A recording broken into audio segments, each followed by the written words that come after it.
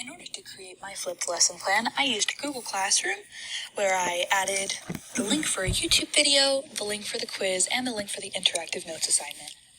The first thing I did for this lesson was I created a worship for the students. Very short one, just Micah 7:7. But as for me, I watch and hope for the Lord. I wait for God my Savior. My God will hear me. Just like Micah, we should choose to watch and wait for the Lord with hope in our hearts. Sometimes life feels uncertain and it's easy to worry about what's ahead, but God will help us to remember that He's always listening and ready to help when we call on Him. You and I can trust that God has a plan for us, even when we can't see it. Today, hold on to hope and patiently wait for God, knowing that He is our Savior and will never leave us. Welcome to your first flipped lesson class. Today we'll be learning about Darwinian evolution and biblical creation. Evolution is the scientific theory that explains how living things change over time. It suggests that all species, including us, share a common ancestor and have gradually changed through a process called natural selection. This means that organisms with traits that help them survive in their environment are more likely to pass those traits on to their offspring. In public school, evolution is a key part of science classes, often focusing on evidence like fossils, DNA, and the similarities between different species. Students learn how small changes can accumulate over millions of years to create new species. You're more likely to be acquainted with biblical creation, which teaches that the Bible should be literally interpreted, specifically the account in Genesis, which states that God created the world and all living things in 6 days. This perspective emphasizes that humans were uniquely created in God's image, and that each species was designed with purpose, rather than evolving from a common ancestor. So let's begin. We're going to be learning, do we descend from apes, or are we uniquely created in God's image? Today you will be meeting the standard 9.3, be able to understand God's gifts of creation and the Sabbath.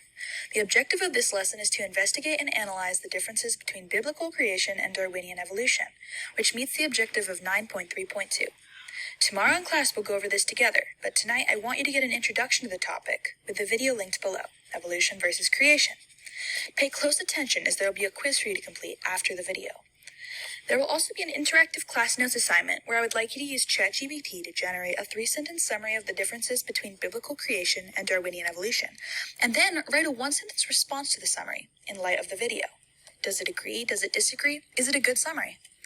Thank you for your continued effort in my class. May God bless you all. All right, fasting forward to the next day. I have some questions prepared to ask you guys about the video. First, I'd like to know, how does the video define Darwinian evolution? What key concepts of evolution does the video emphasize? What are 2 or 3 of the main criticisms of Darwinian evolution that the speaker presents? What examples of complexities of certain biological systems are mentioned in the video? How does the video reference genetic information as a reason for doubt about evolution? What can you tell me about the fossil record in relation to the theory of evolution? Using information from the video, explain to me why the platypus proposes a problem for evolutionary theory. In the context of the video, I want you to use some critical thinking skills. What's one way that a problem posed by evolution can be solved with creationism? Let's look at your interactive class notes assignment really quickly. I asked you to use ChatGPT to generate a 3-sentence summary of creationism versus Darwinian evolution. Let me read 1 or 2 of your responses. Skipping forward because I don't have time to do that. Now in class, I'd like you guys to sit together in groups of 2 or 3 and write down a compare and contrast list of things that in the video were doubtful for evolution, but could be used to support creationism. We'll reconvene together in 10 minutes. Now, let's go over your assessment. I'm going to go through and solve it as if I'm one of you.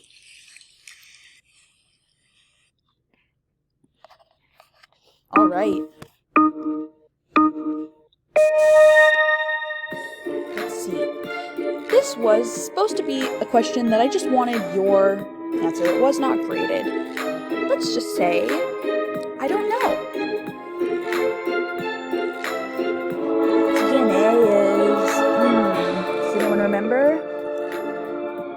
supposed to be environmentally related, but not causally related.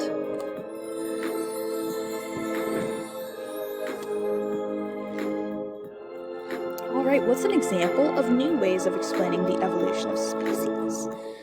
Hooked balance, punctuated equilibrium, intermittent equipoise, or accentuated symmetry? The correct answer is punctuated equilibrium.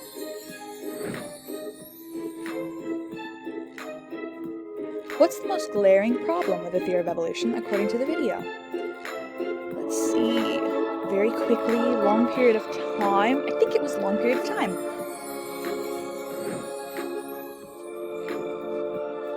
Give me one phrase used commonly today that's tied to the theory of evolution. Does someone want to help me answer this one? Oh, that is a good one. We come from apes. Alright, do humans and apes share 98% of their DNA? Yes, they do. Alright. One of the key ideas underlying the theory of evolution is that genetic mutations will lead to beneficial traits that will be selected by the environment. This is known as, let's see. Does anyone remember? This one was a tricky one.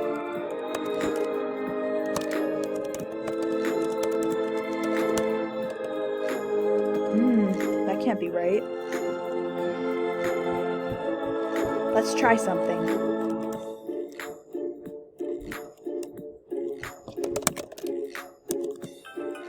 What did we miss? By natural selection. All right. What's the 3 billion year gap in evolution about? The fossil record. Good job, guys. What's one example where a species isn't well adapted because it hasn't been around long enough to adapt? We just talked about this. Yes, good job, Jimmy. That is true. The platypus is good. And how come? That's right, Mary. Because its nose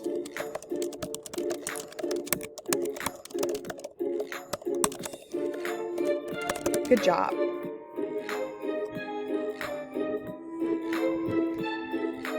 A genetic mutation is a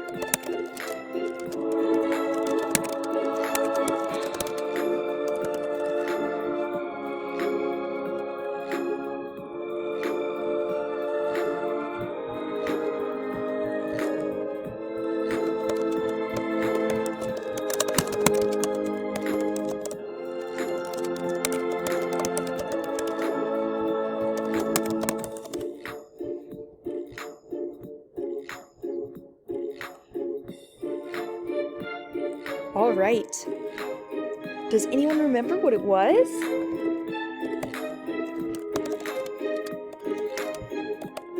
Bye. Good job. Good job, class. All right. Good job, everybody. I see that most of you did very well. Most of you got these questions right as we were going over them in class. Very proud of you guys. All right.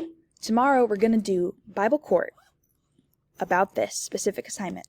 Can't wait to see you there.